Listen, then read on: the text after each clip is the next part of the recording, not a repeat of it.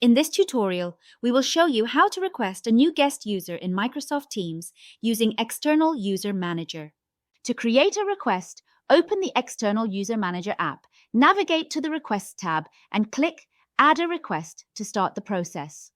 First, enter the valid email address of the guest user you want to invite. Next, fill in the metadata fields. Enter the first name, last name, and the organization for which the guest works.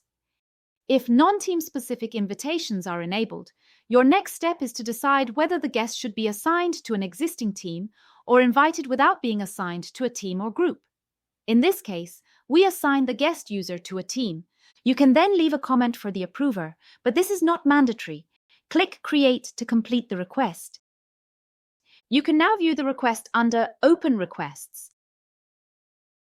If you would like to learn more about External User Manager features, download the External User Manager app from the Teams App Store or book a free demo on our website.